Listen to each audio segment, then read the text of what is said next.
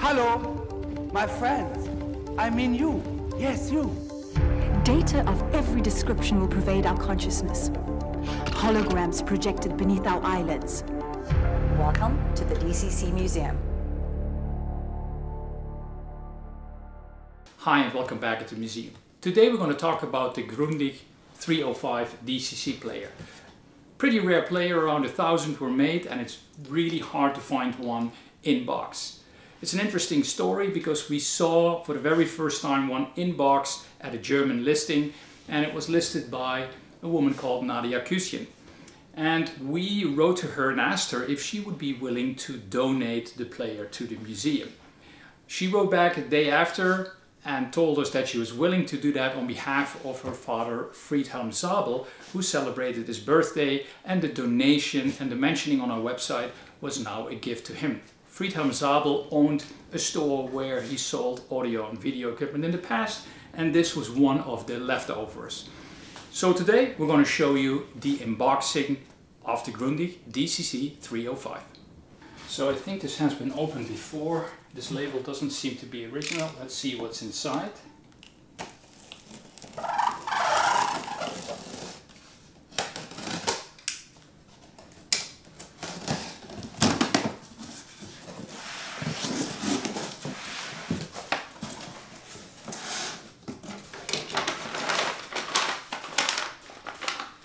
Bevor Sie Ihr Gerät einschalten.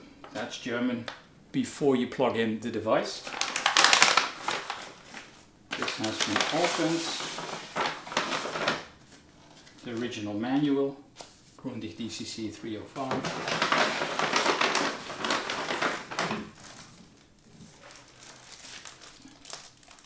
The remote, which is pretty rare because it has the Grundig logo on there.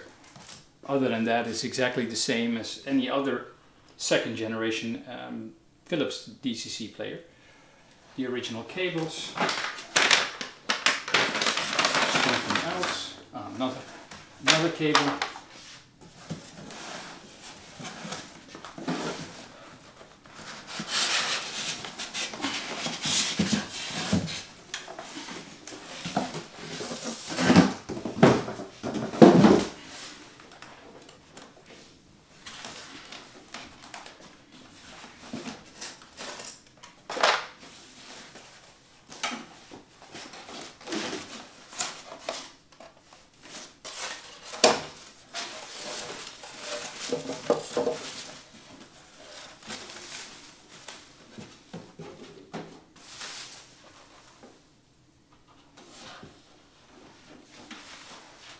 Okay, so here is the full set. Let's get it on the bench. So this was an international unit, multi-voltage. As you can see here, it was switchable 220, 230 and 110 volt. We were able to do some calculations and came between 1,000 and 1,200 units produced. Other than that, it's pretty straightforward, second generation model, similar to the DCC 600 of Philips or Magnavox. And it only has coaxial digital in and out and analog in and out, of course, that every DCC player has. On the front, again, looks similar to a DCC 600 by Philips or Magnavox, although of course than the logo, but this lens is different. Usually the other second generation DCC 600 use a blue lens cover, and this one uses a yellow lens cover.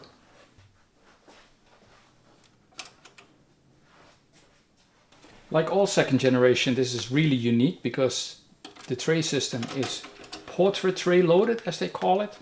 I personally love that. Very different.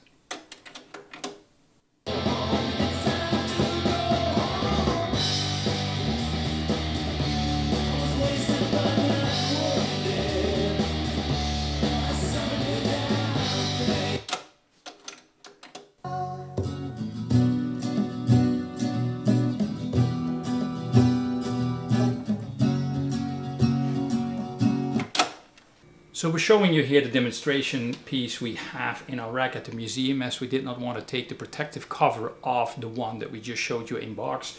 This one here is running and fully restored because other than the belts and the pinch rollers that you would need to replace on every DCC player, this one, the second generation, whether it's the Magnavox 600 or the Philips 600, or in this case the Grundig 305, any second generation DCC player suffer from gear problem. It's a soft gear so that you don't hear the mechanism sound, and eventually they all fail and they need to be replaced. We've shown that in another video, as well as how to replace the belts and the pinch rollers, but we also have the gears in stock if you ever need one. The 600 is a very popular device, any second generation, because they're easy to get and they're highly collectible, especially if you have a Magnavox or a Grundig like this one. But they're the most produced other than the DCC 900, which is a first generation, and this one doesn't suffer from leaking capacitors. Really great machine if you want to get into DCC. Hope you enjoyed this video. See you next time.